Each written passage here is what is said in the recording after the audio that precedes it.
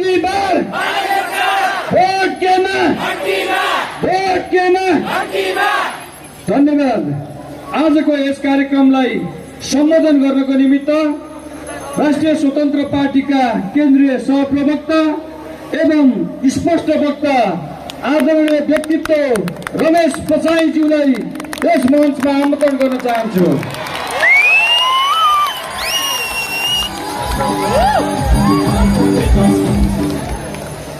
रवि लामिछाने जिन्दाबाद, रवि लामिछाने जिन्दाबाद, प्रकाश गौतम जिन्दाबाद, प्रकाश गौतम जिन्दाबाद, प्रशान्त प्रति जिन्दाबाद, प्रशान्त प्रति जिन्दाबाद, जय घन्टी।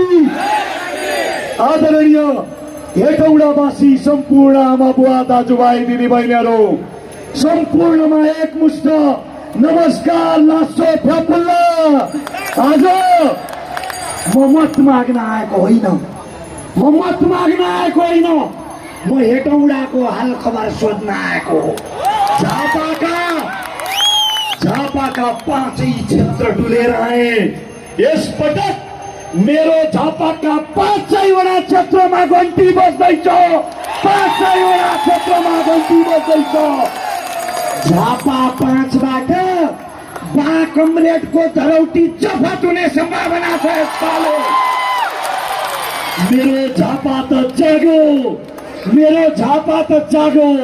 म तपाईलाई सोध्न आएको हो, तपाईको हेटौडा जाग्यो कि जागेन? तपाईको चितलाङ जाग्यो कि जागेन? तपाईँको रक्सिराङ जाग्यो कि जागेन? तपाईँको थाहा जाग्यो कि जागेन?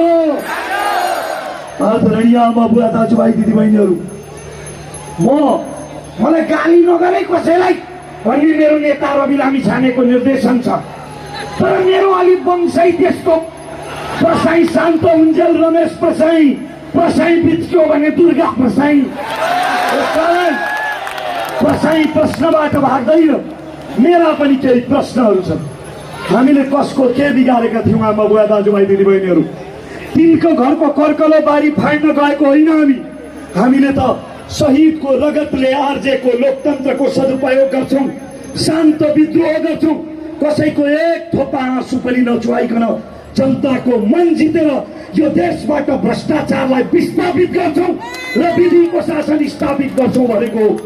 त्यति भन्दा उनीहरूले के गरे तपाईँले देख्नु भएको छ। मेरो निर्दोष नेतालाई झुटा मुद्दाहरू लगाएर जब मेरो नेता रवि लामिछानेले वाइड बडी काण्डदेखि गिरिबन्धु काण्डसम्म 25वटा काण्डको फाइल खोल्ने घोषणा गरेपछि उनीहरूले झुटा मुद्दाहरू लगाए। लङ्का जलाउने हनुमान पगरी थाप्ने ढेडु जस्तो बनाएर गाउँ ठाउँमा झुटा भ्रमहरू फैलाए। यहाँ पनि गाउँ ठाउँतिर भन्छन् अरे नखाएको भए किन? धेरै युवा घन्टी चुनाव चिन्ह लिएर उठेका छन्, त्यस कारणले घन्टीमा भोट। सबैभन्दा धेरै महिला उम्मेदवार उठेका छन्, त्यस कारण घन्टीमा भोट। सबैभन्दा बढी सीमान्तकृत साथीहरू उठेका छन्, त्यस कारण घन्टीमा भोट। सबैभन्दा बढी जेनजीका उम्मेदवार छन्, त्यस कारण घन्टीमा भोट। घाइते परिवार यही चुनाव चिन्ह लिएर उठेका छन्, त्यस कारण घन्टीमा भोट। शहीद परिवार पनि यही पार्टीभित्र समावेश भएका छन्, त्यस कारण घन्टीमा भोट। कवि होस्, कलाकार होस्, मोडल होस्, रोल मोडल होस्, सबै यही चुनाव चिन्ह उठेका छन्। सिङ्गो देश जागेको हुनाले त्यस कारणले घन्टीमा भोट। देशमा जागरण आएको छ। यति जागरण आउनको लागि एउटा युग पर्खिनुपर्छ। हामीले एउटा युग पर्खेर जागरण ल्याएका छौँ।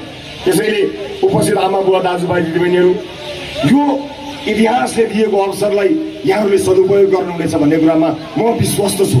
हामी विश्वस्त छौँ। यो न्याय हाम्रा लागि होइन,